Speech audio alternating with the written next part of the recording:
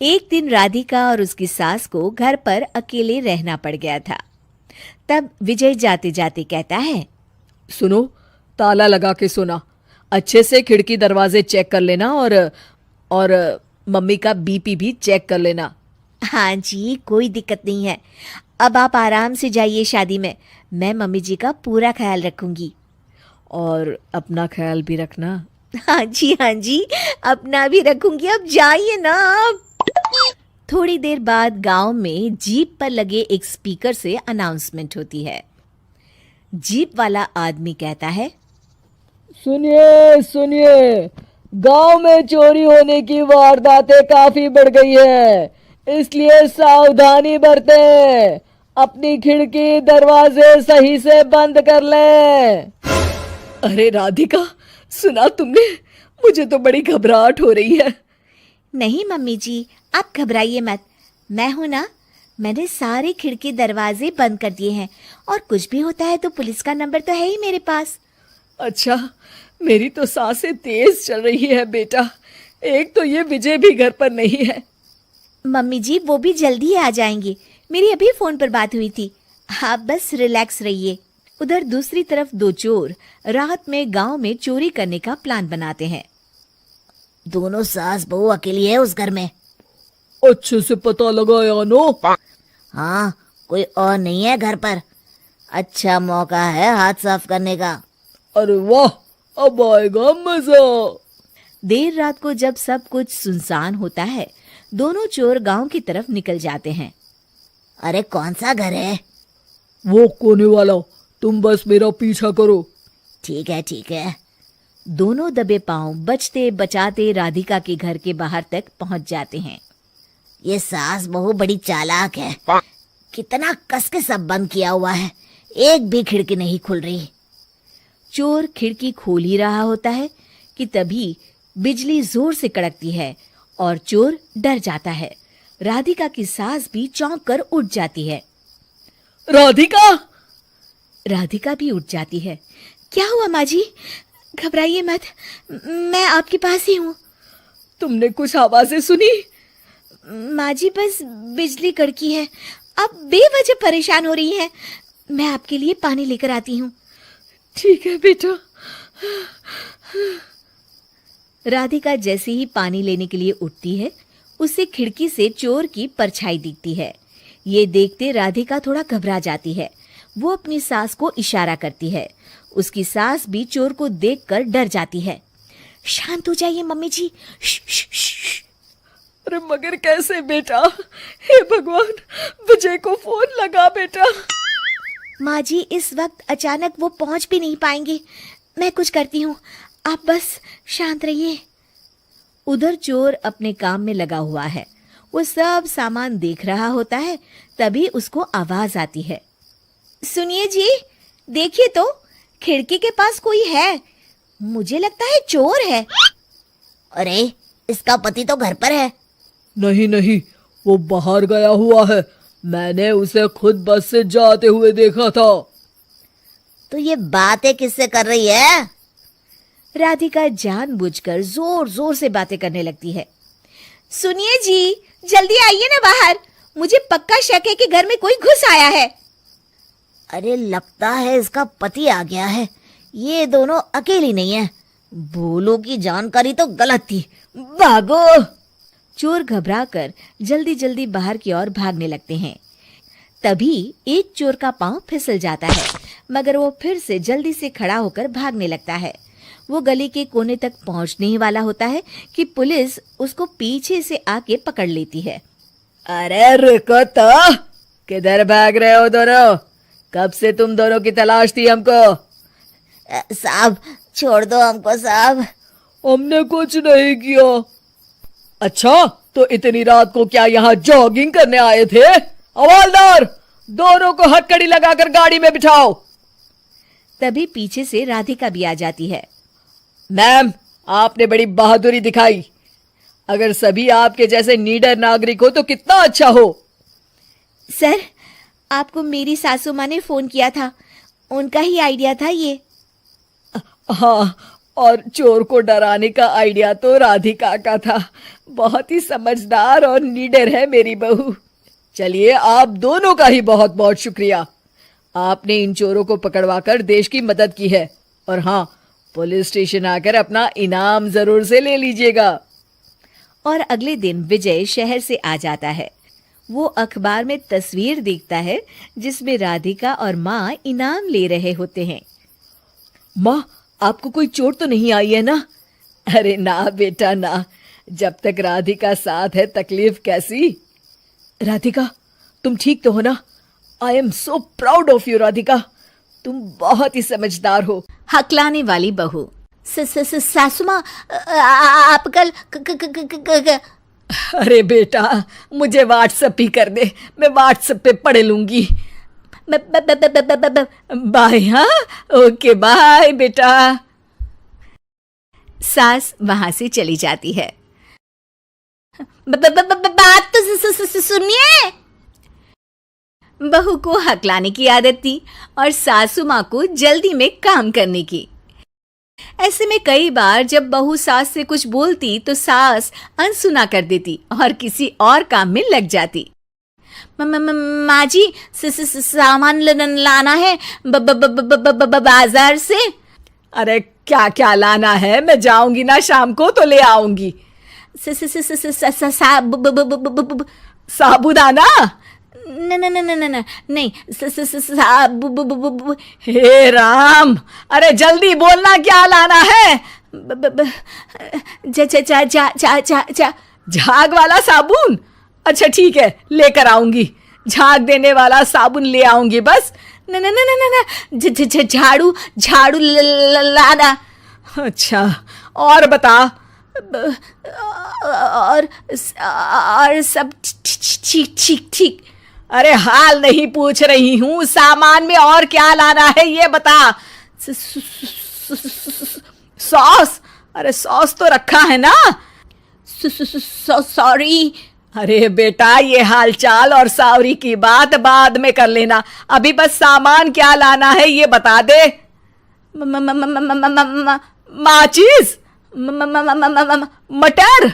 नहीं। मसाले? अरे अरे मटन? अरे बेटा, अपने घर में मटन कहाँ बनता है? बहू सास की पीठ पर एक लपड़ मार देती है। अरे ये क्या बहू, बदतमीज कहीं की। मच्छर था पीठ पे। हाँ, अच्छा है कि गाल पे नहीं था बहू। बाकी सामान माँ जी। अरे रहने दे बहू, रहने दे, मैं खुद किचन में जाकर दिखाऊंगी कि क्या क्या सामान लाना है। सास बाजार चली जाती है। थोड़ी देर बाद घर पम्मू आंटी आ जाती है। सास घर के बाहर रहती है। सास को पम्मू आंटी बिल्कुल पसंद नहीं है। वो जब भी आती है कुछ ना कुछ मांगती ही रहती है। बहू पम्मू आंटी की ये बात जानती है और वो सोचती है, सासू माँ को बोल देती हूँ कि पम्मू आंटी आई है तो बाजार में ही घूम लेंगी। अगर पम्मू आंटी के जाने से पहले सासू माँ आ गई तो पम्मू आंटी उनसे कुछ न कुछ मांग लेंगी या बाजार से आने वाला सामान अपने साथ ले जाएगी। बहू बाजार से वापस लौट रही सास को दूसरे कमरे में जाकर फोन लगाती है। हेलो, आप बोल बहू। हेलो माँ जी। अरे जल्दी जल्दी बोलना, घर ही आ रही हूँ, कुछ और लाना है क्या? नहीं। नहीं? अरे फिर फोन क्यों किया? आप घर? हाँ, घर ही आ रही हूँ। हाँ प सा नी प म ग रे सा। बेटा, इनके आगे भी तो कोई सुर लगा। घर घर में? घर ही आ रही हूँ, चल बाद में बात करती हूँ। बहू सोचती है, हे भगवान, सासू माँ को बिल्कुल सब्र नहीं है पूरी बात सुनने का। कुछ न कुछ तरकीब लगा के पम्मू आंटी को घर से बाहर करना ही पड़ेगा इसके पहले कि सासू माँ आ जाए, वरना जो भी बनिया का सामान आ रहा है उसमें से कुछ न कुछ तो लेकर ज़रूर जाएंगी पम्मू आंटी। आंटी, मुझे कहीं जाना है। अरे वाह, मैं भी सोच रही थी, मैं भी चलती हूँ। अकेले? अरे नहीं नहीं, अकेले क्यों जाओगी, तेरे साथ चलूंगी ना मैं। मुझे अकेले जाना है। बहू पम्मो आंटी को घर से भेजने की जुगाड़ जमा ही रही होती है। इतने में सास घर पर आ जाती है। अरे वाह, सास भी आ गई तुम्हारी। अरे बहू, तुम्हारी जगह मैं होती ना तो तुम्हारी सास के लिए गाना गाती। पास मेरे जब घर सास आई तो मुझे सास आई, मुझे सास आई। सास पम्मो को देखकर घबरा जाती है। अरे पम्मो जी। अरे तुम भी हकला गई मुझे देखकर। और ये बैग में क्या लेकर आई हो, जरा दिखाओ तो। बस बहू और सास देखते रह गए और आधे से ज्यादा चीजें पम्मो जी ने अपने लिए पसंद कर ली और घर लेकर गई।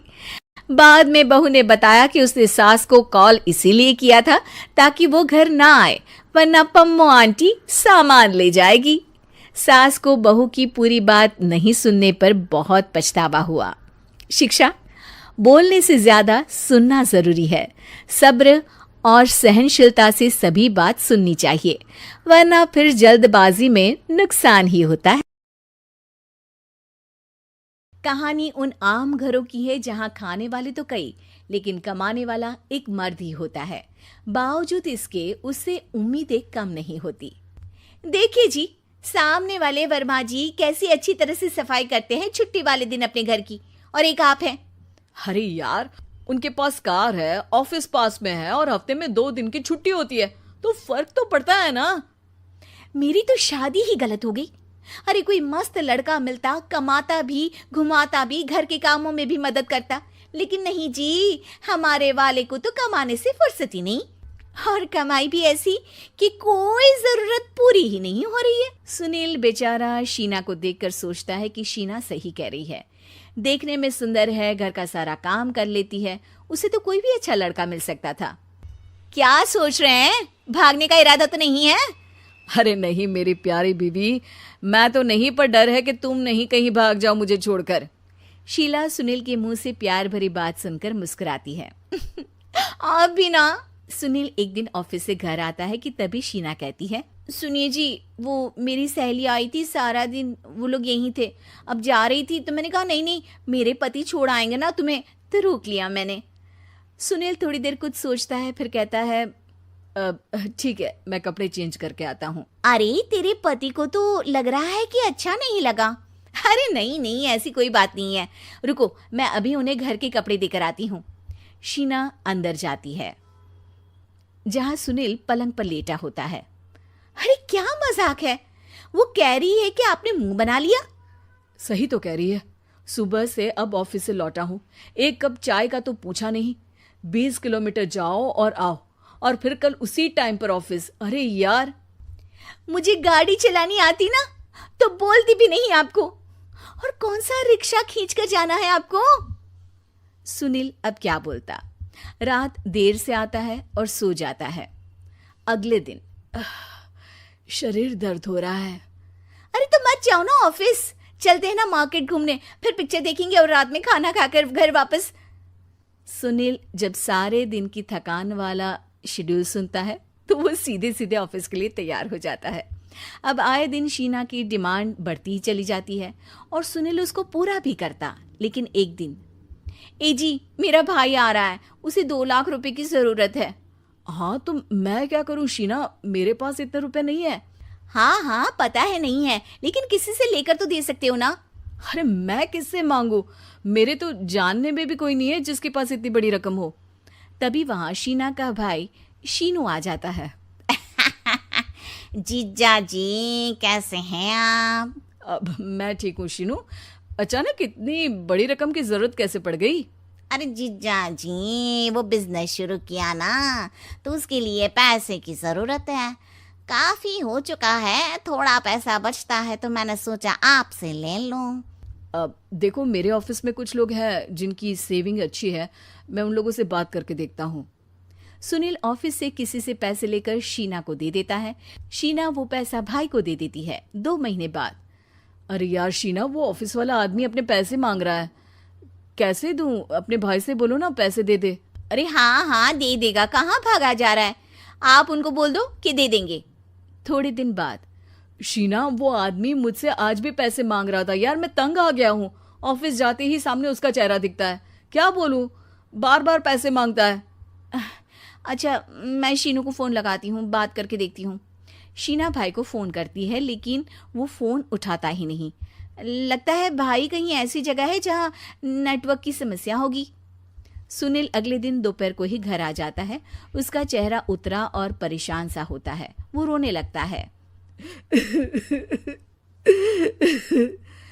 अरे क्या हुआ जी? आप इतना परेशान क्यों हैं? सब ठीक तो है ना? अरे नहीं शीना, कुछ ठीक नहीं है, मैं ठीक नहीं हूँ।